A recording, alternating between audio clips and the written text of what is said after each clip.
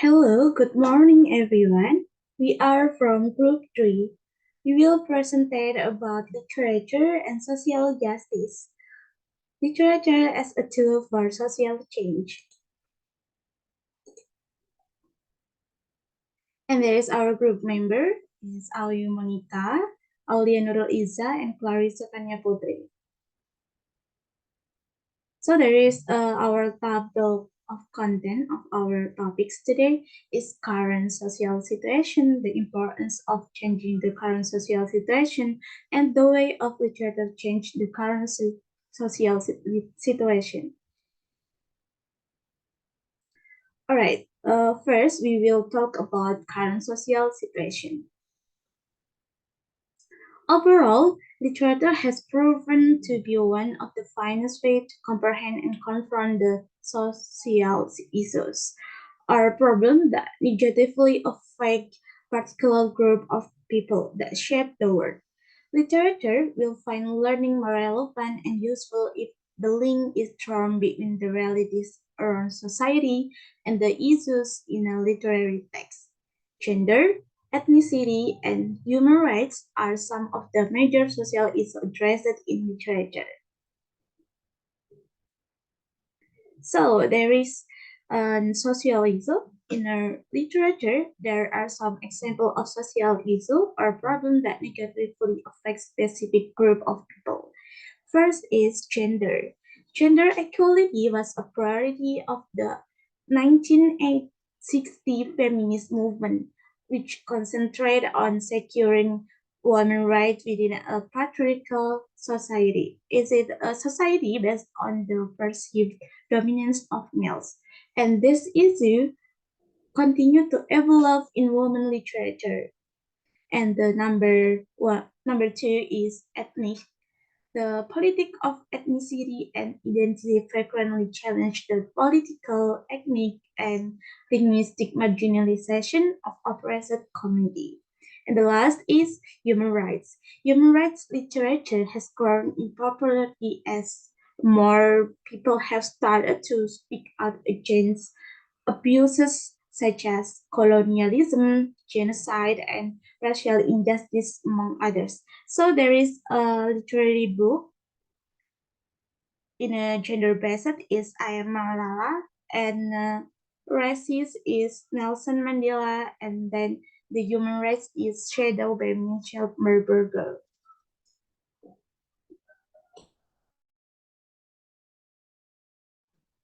Okay, next is the importance of changing the current social situation. Next. So those three social situations need to be solved, and to solve it, we need the action of social change. According to sociologists, social change is a transformation of cultures, organization, and roles. Next. So with social change, we will get reaching gender equality gradually. We are eliminating patriarchal ideology from both the mind of men and women. And then the realization of a political environment that is peaceful and free from ethnic elements in certain marginal groups. And then the fulfillment of human rights for all human beings, regardless of elements of religion, race, ethnicity, and so on. Next. And much more good things that will social change give to us. Mainly the realization of the better life in the future to create a better society to live completely as human being. Next. So next, we are going to talk about ways of literature change the current social situation. First is by critiquing social justice issues. So let's move on to the definition first. So social justice basically refers to the concept of creating a fair and equitable distribution in which everyone among different groups of people has the opportunity to thrive. That's definition according to Coburn and Gormley. So, social justice issues include any form of inequality or injustice that prevents individuals and communities from realizing their full potential. Examples of social justice issues include racism, sexism, economic inequality, and discrimination based on some factors such as gender, sexual orientation, identity, and disability. And this literature can be used to critique social justice issues by depicting characters and situations that illustrate the unequal distribution of power of that time.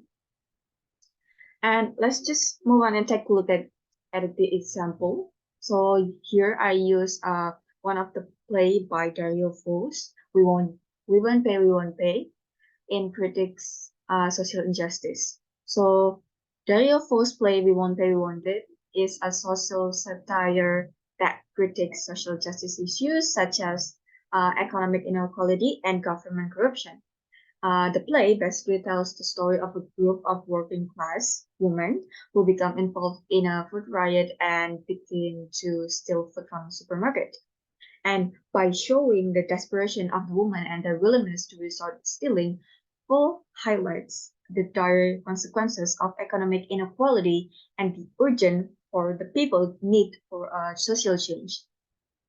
The play itself shows how the government official probably more concerned with maintaining their own power and their wealth rather than addressing the needs of the citizen, the working class citizen.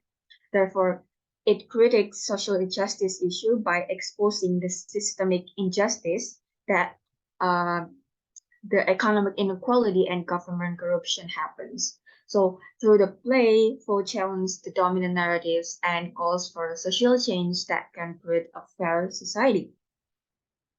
So the second is by inspiring action, is the form of an act.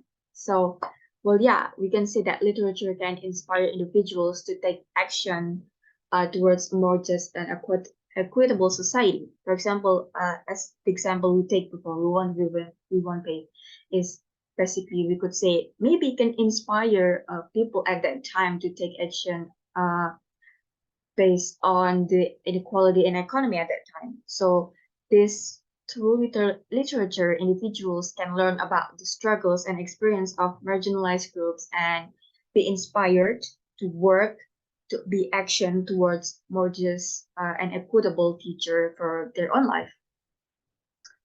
And to conclude, in conclusion, literature basically has the power to create positive change in society through the representation in literature, by critiquing social justice issues, and by inspiring the action itself. Literature can challenge dominant narratives and inspire individuals to work towards a more just and equitable future, as I said before.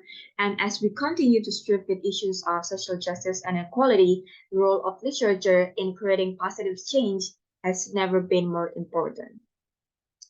So these are our resources.